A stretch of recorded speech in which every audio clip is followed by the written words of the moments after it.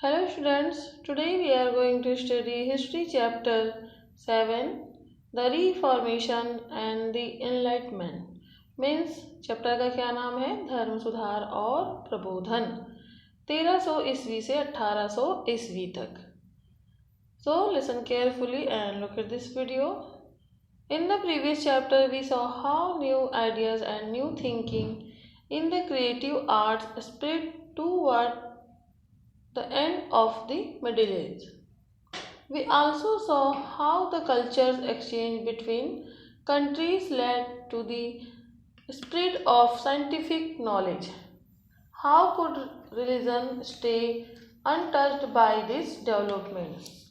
The way people looked at religion and their way of thinking changed by the end of the Middle Age. In India and the Islamic country, this change was seen in the Bhakti and Sufi movements. In Europe, another major movement, the Renaissance and the Scientific Revolution, the reformation of Christianity. At the conclusion of this transformative process came the Enlightenment, which promoted reason, critical thinking, and science. Its influence was felt in India as well. We shall try to understand this development in this chapter. So students, पिछले अध्याय में हमने देखा कि किस तरह मध्यकाल के अंत में नई सोच और कलाबोध का विकास हो रहा था. हमने यह भी देखा कि किस प्रकार विभिन्न संस्कृतियों के आपस में मेल मिलाप से सीखना सिखाना शुरू हो गया था. धर्म इन सब बातों से कैसे अछूता रह जाता. तो मध्यकाल के अंत में हम व्यापक पैमाने पर लोगों के धर्म और विश्वासों में बदलाव देख पाते हैं. यह भारत और इस्लामी देशों में क्रमशः भक्ति आंदोलन और सूफी आंदोलन के रूप में हुआ. यूरोप में रेनेसा और वैज्ञानिक क्रांति के साथ साथ एक और महत्वपूर्ण आंदोलन ईसाई धर्म में सुधार लाने का चल रहा था. इन सबके बाद यूरोप में एक नया वैचारिक आंदोलन चला जिसे हम प्रबोधन कहते हैं, जिसके अंतर्गत तर्क और आलोचनात्मक दृष्टिकोण का विकास और वैज्ञानिक सोच का प्रसार हुआ. इसका प्रभाव भारत जैसे देशों पर भी पड़ा. इन सब बातों को हम इस अध्याय में समझने का प्रयास करेंगे. So students, listen carefully and let's see. मध्यकाल के बारे में जो है हम उसमें पढ़ने वाले हैं कि जो धर्म संबंधी वाद विवाद और धर्म सुधार, religious chapters and religious reform. जो मध्यकाल में क्या है? धर्म भीरु. धर्म भीरु किसे कहेंगे हम? भयपूर्वक धर्म का पालन करने वाला या जो धर्म के कारण अधर्म से डरता है, उसे हम क्या कहेंगे? धर्म भीरु. People during the Middle Age were generally God-fearing and had blind faith in their religious leaders and religious texts. But in the modern age, scientific thinking and logic made them question their blind faith. We shall examine these two statements in these chapters. Means हम दो statement में हम इस दो कथनों पर हम ध्यान देंगे. जैसे कि हमने बताया आपको धर्म भीरु है ना. मध्यकाल के बारे में यह सामान्य धारणा था कि तब लोग धर्म भीरु होते थे और धर्माचार्यों एवं धर्म ग्रंथों के प्रति अंधविश्वास रखते थे. आधुनिक काल में लोगों ने धर्मांता से निकलकर तार्किकता और वैज्ञानिक विचारों को स्वीकार किया. इस अध्याय में हम प्रबोधन अर्थात विज्ञान मीन्स तर्क, लॉजिकल, ये देखने वाले हैं कि इसमें तर्क और जो है ये किस पर डिपेंड है? तर्क और जो है लॉजिकल मीन्स कि जो प्रबोधन अर्थात विज्ञान में हम जो विज्ञान से हम कैसे कोई किसी भी चीज को हम मानते हैं कि अंधविश्वास पे ना सोचकर हम क्या करते हैं, हम लॉजिक पे ध्यान देते हैं।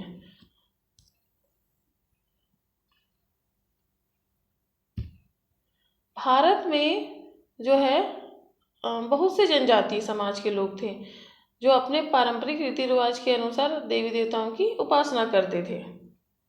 दूसरी ओर वैदिक धर्म को भी मानने वाले लोग थे। आपने वेदों को तो पढ़ा ही होगा, यजुर्वेद, सामवेद, अथर्ववेद और ऋग्वेद, जो वेदों को मानते थे। ऐसे ही इनमें एक और थे, ब्राह्मण अग्रणी थे। इनमें से कई लोग वेदों को तो मानते थे मगर उनमें से वर्णित कर्मकांडों या देवी देवताओं की जगह पर क्या करते थे, शिव और विष्णु आदि की उपासना करते थे। वैदिक ब्राह्मणों में भी कई लोग थे जो वैदिक कर्मकांड की जगह देवी देवताओं की मूर्ति स्थापित करके पूजा पाठ करते थे या फिर घर गृहस्थी त्याग कर ब्रह्मा का ध्यान करने में विश्वास करते थे। इन सब लोगों ने अपने अपने विचारों के समर्थन में ग्रंथ लिखे।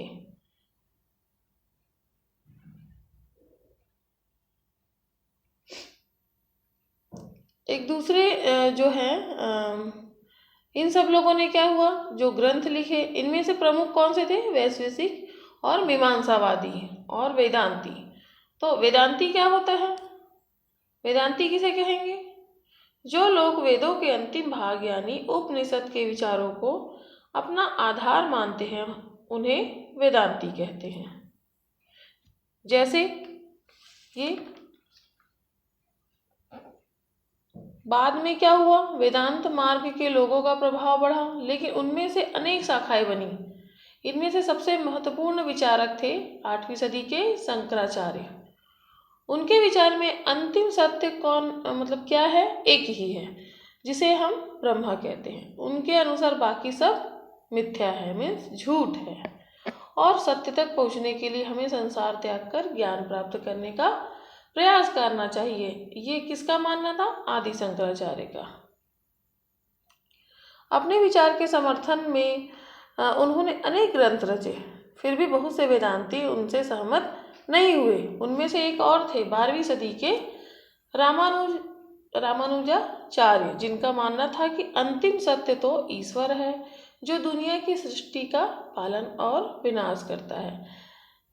और अब इसके बाद सदियों तक इन दोनों विचारकों के अनुयायियों के बीच वाद विवाद चलता रहा और इस बीच नए नए विचार उत्पन्न हुए।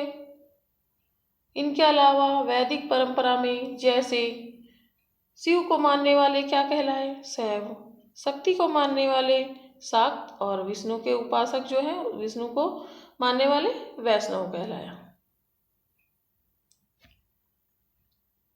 इनका भी आपस में वाद विवाद चलता रहा कि कौन सबसे बड़े ईश्वर है, उस तक कैसे पहुंचे आदि। इनमें से प्रत्येक में भी अनेक शाखाएं थी। जैसे कि हम देखते हैं वैदिक परंपरा से अब बाहर निकले तो अनेक धर्म हैं, जैसे बौद्ध धर्म और जैन धर्म। अब बौद्ध धर्म जो है और जैन धर्म, तो जैन धर्म क्या है, जैन धर्म हम किसे कहेंगे, जैन धर्म भारत के प्राचीन धर्म में से एक है। जैन धर्म का अर्थ है जीन द्वारा परिवर्तित धर्म। जो जीन के अनुयायी हो उन्हें जैन कहते हैं। जीन शब्द बना है किससे, जी धातु से। जी माने जीतना और जीन माने जीतने वाला। इसी प्रकार बौद्ध धर्म ईसा पूर्व 6वीं शताब्दी में गौतम बुद्ध द्वारा बौद्ध धर्म की स्थापना हुई। बौद्ध धर्म भी क्या है, जो बौद्ध धर्म है उसमें भी जो है ब्राह्मणों को श्रेष्ठ नहीं समझते थे और ना ही वेदों को, और ये तो ईश्वर को भी नहीं मानते थे। इनमें से भी बहुत सी शाखाएं थी।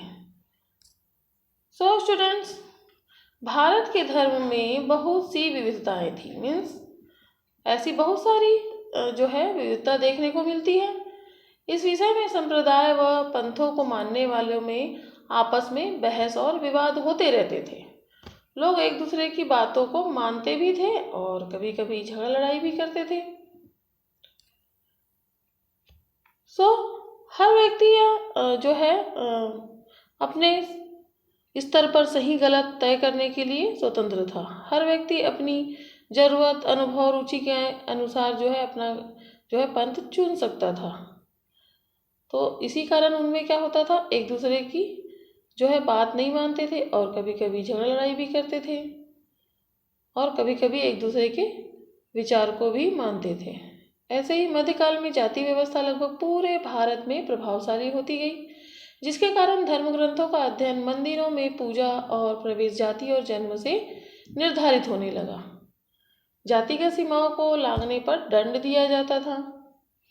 आपको पता होगा कि कौन कौन सी जाति है और कैसे जो निम्न जाति, उच्च जाति, ये भेदभाव ये तो आप लोग समाज में देखते ही हैं। उसी समय चाहे वह मुगल शासन हो या विजयनगर जैसे क्षेत्रीय राज्य, उनकी नीति में धार्मिक सहिष्णुता महत्वपूर्ण होती जा रही थी। राजा व बादशाह यह समझने लगे थे कि एक बहुधर्मी देश पर, मतलब जो भारत में बहुत सारे धर्म को मानने वाले लोग हैं, बहुधर्मी देश पर शासन करने के लिए लोगों की धार्मिक स्वतंत्रता का सम्मान करना जरूरी है। राज्य को धर्म के आधार पर भेदभाव यथासंभव नहीं करना चाहिए। इस नीति को मुगल बादशाह अकबर और उसके जो सलाहकार अबुल फजल, इन्होंने क्या कहा, इस नीति को सुलह कुल की नीति कहा। इनमें से जैसे बहुत सारे ऐसे थे जो इसी समय जो है सामाजिक असमानता, भेदभाव, धार्मिक विविधता और वैचारिक टकरावों के बीच ऐसे ही जो है कबीर, रैदास, दादू दयाल, तुलसीदास, सूरदास और गुरु नानक, मीराबाई, इनमें से कई लोग ऐसे थे जिन्होंने उस काल के विभिन्न धर्मों की रूढ़िवादिता को नकारा और यह बताने का प्रयास किया कि ईश्वर एक है और उन तक पहुंचने के लिए किसी कर्मकांड या मंदिर या मस्जिद की जरूरत नहीं है। केवल उनके प्रति असीम प्रेम और दूसरे मनुष्यों की पीड़ा को दूर करने के प्रयास की जरूरत है। ऐसे ही हम छत्तीसगढ़ में देखते हैं, सतनाम पंथ में गुरु घासीदास जो गिरौदपुरी में है। स्टूडेंट्स, आप लोगों ने देखा कि भारत में अनेक धर्म हैं और अनेक धर्म को मानने वाले लोग हैं। इन्हीं सब में ऐसे ही जो है अनेक धर्मों को मानने वाले लोग, जैसे कोई देवी देवता को मानता है, कोई ब्राह्मणों को, कोई वेदों को। इनमें से भी अनेक विविधता ऐसी होती गई। इतनी सारी विविधताओं में भी हमें जो है एकता देखने को मिलती है। हमारा भारत क्या है, विविधताओं का देश है। और ऐसे ही मध्यकाल में जो है अपने अपने जो नीति नियम और ऐसे ही धर्म, कर्मकांड और देवी देवताओं की पूजा, ये सब मानते थे। और उनमें से कई लोग इनका जो है खंडन भी किया कि किसी ने कहा कि कर्मकांड, मंदिर या मस्जिद की जरूरत नहीं है, हमें क्या करना चाहिए, हमें दूसरों से प्रेम करना चाहिए और मनुष्यों की पीड़ा को दूर करने का प्रयास करना चाहिए। ये सब क्या है, ये सच्ची पूजा है। और जो हम देवी देवता और ये सब जो है मंदिर मस्जिद, ये क्या मानते थे उस समय के लोग, अंधविश्वास। और उनमें से इन अंधविश्वासों को दूर करने के लिए हमने जैसे बताया कबीर, रैदास, दादू, तुलसीदास, सूरदास, इन्होंने भी इन चीज़ों का क्या किया है, इन चीज़ों को नकारा है और ईश्वर तक पहुँचने का मार्ग बताया है। Students, take care. ओके, आप लोग इस चैप्टर को रिवाइज कीजिए।